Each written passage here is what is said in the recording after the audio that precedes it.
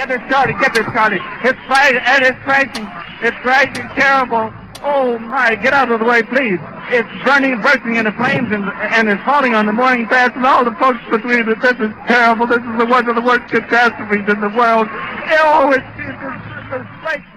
दोस्तों, क्या आपको पता है कि दुनिया का सबसे बड़ा उड़ने वाला ऑब्जेक्ट कैसे क्रैश कर गया और उसकी वजह से एक पूरी की पूरी इंडस्ट्री ख़त्म हो गई? जी हाँ, मैं बात कर रहा हूँ हिंडनबर्ग डिज़ास्टर की। और ये डिज़ास्टर हुआ था एक एयरशिप में।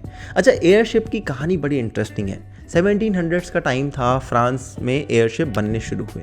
बट उस टाइम क्या था, टेक्नोलॉजी अच्छी नहीं थी, तो ये ज़्यादा उसको ड्राइव नहीं कर पाते थे, घुमा फिरा नहीं पाते थे, तो बहुत बेकार से एयरशिप्स थे।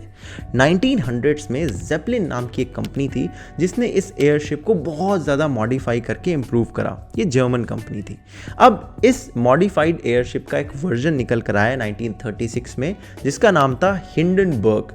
ये दुनिया का सबसे बड़ा एयरशिप था, मतलब कि आज तक भी इससे बड़ा कोई फ्लाइंग ऑब्जेक्ट हवा में हमने नहीं बनाकर उड़ाया, है ना। और ये हिंडनबर्ग जो था वो 1936 के जर्मन ओलंपिक्स में ऊपर स्टेडियम में दिखाया गया था उनके इनॉग्रेशन के टाइम पर। इतनी मतलब फैसिनेटिंग चीज़ थी उस टाइम के लिए। और ये 800 फीट लंबा था, मगर इतना बड़ा ऑब्जेक्ट होने के बावजूद भी इसमें लोगों के बैठने की जगह बड़ी छोटी सी थी। 61 मेंबर इनके क्रू वाले आ सकते थे और 70 लोग जो थे वो पैसेंजर इसमें ट्रैवल कर सकते थे। 800 फीट ये लंबा था और इसमें एक साइड का किराया उस टाइम पर $400 का था। और अगर आप इन्फ्लेशन वगैरह को एडजस्ट करें तो अभी ये कीमत $7,000 बैठती है, यानी कि तकरीबन 5 लाख रुपए एक साइड का किराया बता रहा हूँ आपको। और जर्मनी से यूएस आकर अटलांटिक ओशन को क्रॉस करने में इसको जितना टाइम लगता था ना, वो 2 गुना कम था उस टाइम से, जो कि इनको सबसे फास्टेस्ट जो ओशियन लाइन थी उससे। तो हिंडनबर्ग काफ़ी फास्ट माना जाता था उस टाइम के अकॉर्डिंग, और इसीलिए लोगों में फैसिनेशन था। और जो इतना ज़्यादा किराया था दोस्तों, उसका रीज़न ये था कि भाई इसके अंदर इन्होंने पूरा 5 स्टार होटल जैसा बना रखा है। अभी आप अगर प्लेन में जाओगे तो आपको सिगरेट ले जाना अलाउड नहीं होता है, स्मोकिंग बिल्कुल प्रोहिबिटेड है। मगर हिंडनबर्ग एक ऐसा प्लेन इन्होंने बनाया जिसमें सिगरेट स्मोकिंग के लिए एक अलग से इन्होंने प्रेशराइज रूम बना रखा था। और उसके अलावा इन्होंने सोने के लिए कमरे थे, एक रेस्टोरेंट था, एक बहुत बड़ा सा पियानो इन्होंने कस्टम मेड बनाया था जो कि एल्यूमिनियम का बना हुआ था ताकि ज़्यादा वो भारी ना हो।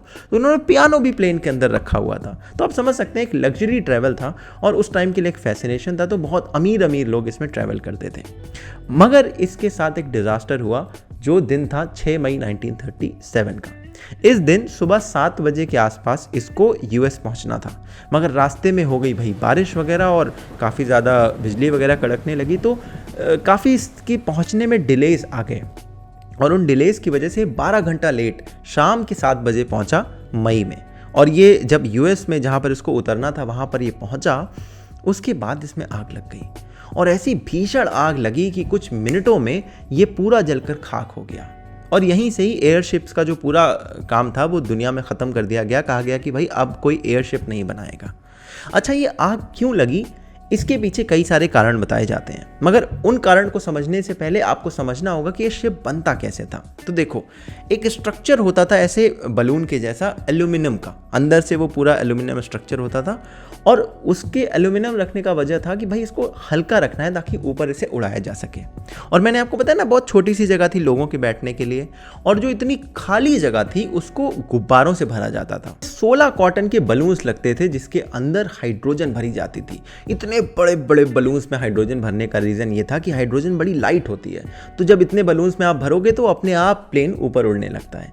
बट हाइड्रोजन के साथ एक प्रॉब्लम है, वो इनफ्लेमेबल होती है। तो अगर उसमें ऑक्सीजन कहीं से टच कर गई, आग लग गई, तो बस पूरा शिप जलकर खाक हो सकता था।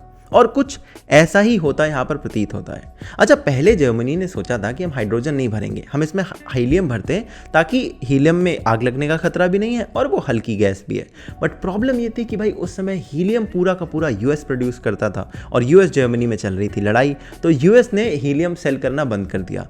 अब वो अपने प्लेन तो उड़ाना बंद नहीं कर देंगे, तो उन्होंने कहा कि कोई बात नहीं, हमें अपनी टेक्नोलॉजी पर भरोसा है, हम इसमें स्मोकिंग रूम भी रखेंगे और हाइड्रोजन के इतने बड़े बड़े गुब्बारे भरेंगे, जिसमें 7 मिलियन क्यूबिक फीट की हाइड्रोजन इन्होंने भरी और इसको उड़ाया। और इसके बाद इतनी बड़ी ट्रेजेडी हमारे सामने आई। अब इसमें 2 तरह की कहानी सुनाई जाती है इस ट्रेजेडी के कारण के पीछे। पहली बात ये बताते हैं कि चूंकि जर्मनी से यूएस की लड़ाई चल रही थी, कुछ लोग जर्मनी को नहीं पसंद करते होंगे, तो उन्होंने इसमें अंदर से कहीं ना कहीं इसमें कोई खुराफात करी। कहते हैं कि एक गन मिली या फिर जहाँ पर ये लैंड हुआ उसमें ट्रैक्स के निशान मिले कहीं पर जाते हुए लोगों के। बट सून आफ्टर इन्वेस्टिगेशन में ही ये बता दिया गया कि नहीं नहीं, ये वाली थ्योरी जो है वो एक्सेप्टेबल नहीं है, उसमें कई सारे फ्लॉज नज़र आते हैं। दूसरी थ्योरी ये थी कि भाई एल्यूमिनियम का तो ये पूरा बना हुआ था शिप अंदर से, बट इसमें स्टील की वायरिंग थी जिसके थ्रू इस पूरे स्ट्रक्चर को रोका गया था, और वो स्टील के वायर इन्होंने बलून्स के आसपास भी लगाए थे। अब स्टील में रस्ट लग सकता है और उस रस्ट की वजह से कहीं से किसी बलून में पियर्सिंग हो गई होगी और उसकी वजह से बलून फट के ऑक्सीजन के कांटेक्ट में हाइड्रोजन जैसे आई वैसे इसमें आग लग गई।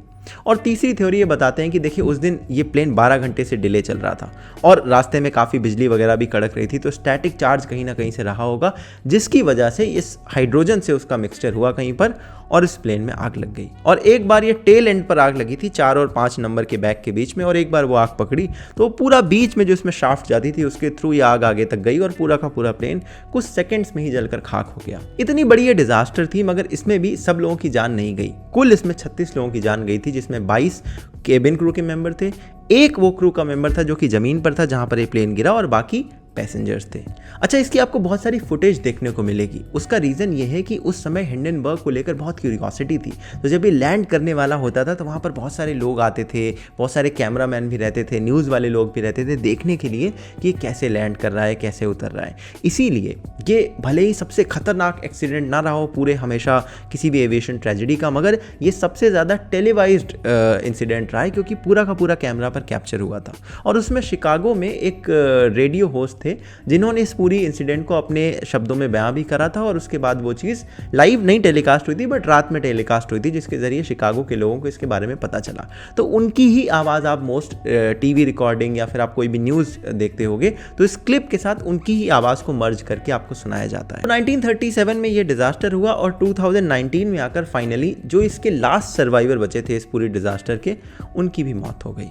तो ये थी अनफॉर्चुनेट ट्रेजेडी हिंडनबर्ग की, जो कि दुनिया का सबसे बड़ा फ्लाइंग ऑब्जेक्ट अभी तक का था। और जैसे ये डिज़ास्टर हुआ उसके बाद से जो एयरशिप्स का कल्चर था, एयरशिप्स को बनाने का काम, उसको उड़ाने का काम, वो पूरी तरह से रोक दिया गया। और फिर अब तो हम एरोप्लेन वगैरह और ये सारी चीज़ें देखते ही हैं।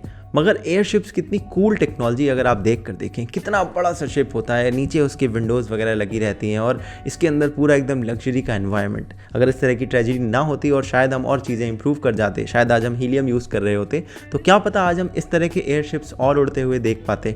आप बताइएगा कि आपको ये ख्याल कैसा लगता है, और आप बताइए वीडियो कैसा लगा। लाइक करें, शेयर करें दोस्तों के साथ, सब्सक्राइब करें इस चैनल को ऐसे और इंटरेस्टिंग वीडियोज़ के लिए, क्योंकि हर वीक आपके पास इस तरह के इंटरेस्टिंग वीडियो लेकर मैं आता रहता हूँ। आपसे मिलूंगा अगले हफ्ते, तब तक के लिए अपना ध्यान रखिएगा। जय हिंद, वंदे मातरम।